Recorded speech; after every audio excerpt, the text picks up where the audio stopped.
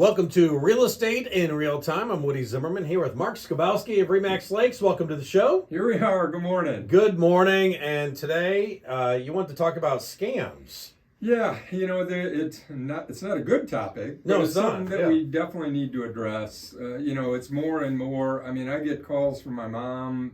Hey, I got this text and it's got a link in it, and they're telling me my account shut down. Yeah. This, that, or the other thing, and what should I do? Now, my mom's pretty savvy. Mm-hmm. She wouldn't click the link, but, there's still that question it out. Should I? Yeah. Or shouldn't I? Is this something I need to do or not do? Yeah. So in real estate, there are definitely opportunities for that, right? It's the single largest investment that most people ever make. Right. For a closing, many times there's large sums of money that are being transferred, wire transferred, which by state law in Indiana, for title companies, for closings, anything over $10,000 has to be wired. Yes. It has to be wired. So, Right. Of course, scammers know that. Yeah. And the reason that it has to be wired goes back all the way to the anti-terrorism stuff, right? Where they're tracking dollars, trying to make sure that there isn't funny stuff going on, in the market. So we shut one door and another door is opened up, which is for scammers to try to fish. Yeah. Not fishing, and for those listening on the radio, I'm casting my line and reeling, right? Yeah. Fishing, but they're fishing for your data. They're fishing for that information so they can reroute the funds that you're wiring. Yeah. So most of the title companies, and this has actually happened in Indiana, it's a few years ago, I don't know the specific location, the specific amount, but there was a pretty large sum of money that was wired from a buyer to a title company for closing. Mm-hmm.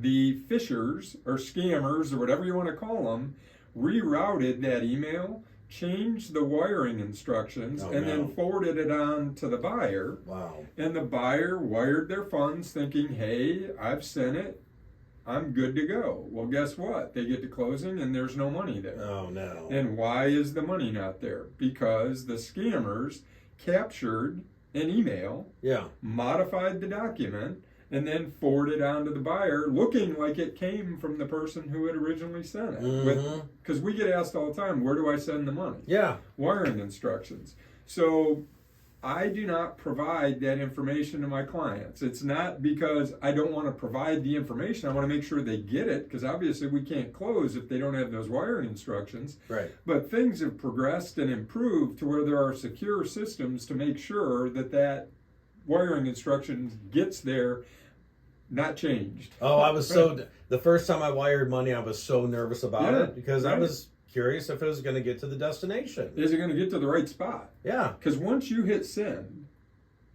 that's it. It's in cyber. There is no recapturing it. That once it's wired, it's gone. It's there. And you say, well, Mark, they should be able to track it. Well, yes, they can.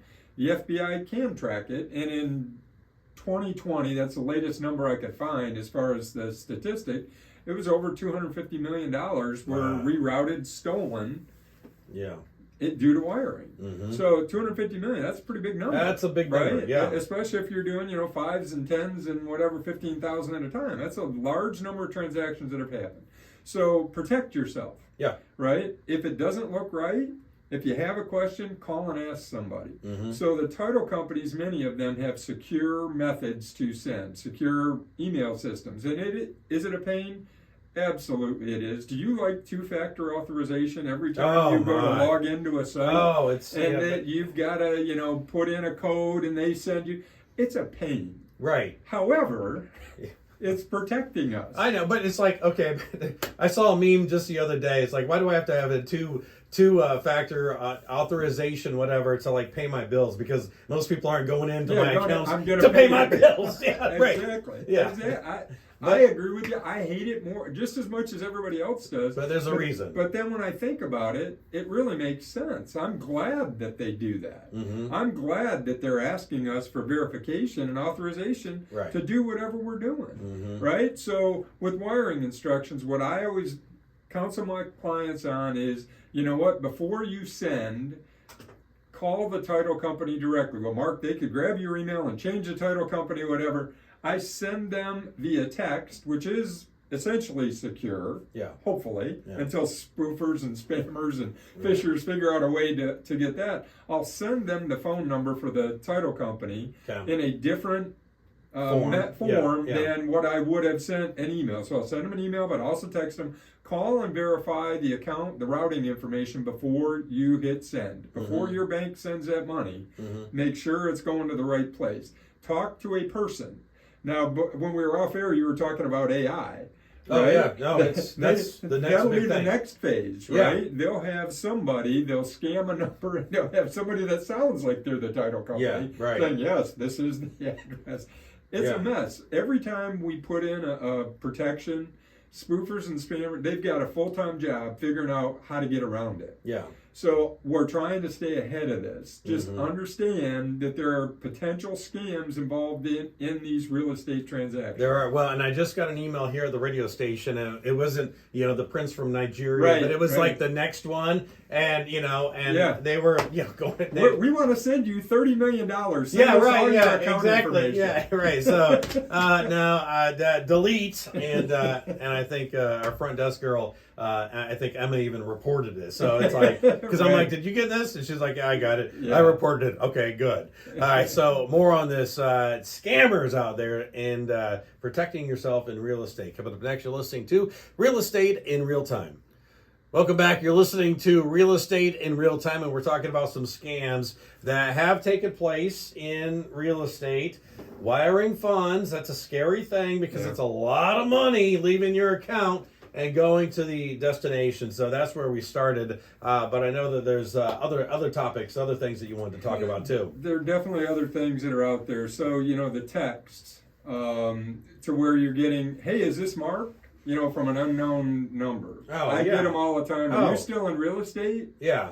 Right? Or just, hey, right. Hey. How you doing? How do you respond to those? Yeah, the best thing to do is not respond. And believe me, I am not a computer security expert. Right, sure. I am not. However, you have common sense. I would like to think that. And I have through the military, through when I was teaching, through all of these things, I've sat through a lot of these cybersecurity courses. And obviously it's been a while ago. I've been retired from the military for almost 20 years now. Wow. But the fact is, you've got to protect yourself. You've got to look out for yourself. So when you get a text from an unknown person with a link in it, don't click that link. Yeah, no. Right? Don't click the link.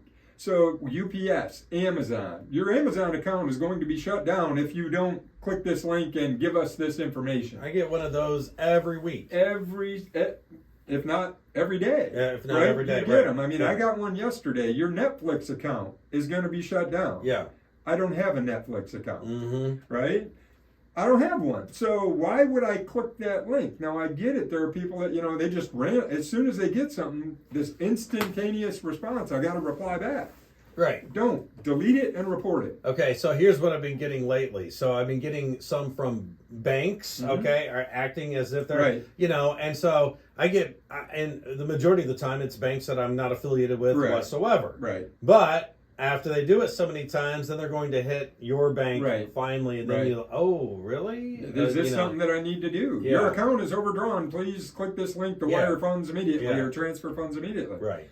No, don't do it. Don't do it. Yeah, don't do it. Call the bank. Yes. Call the bank if you think there's an issue. Don't click that. So there's enough of my cybersecurity, things. That's our public service message for today, right? Yeah. As far as the show goes.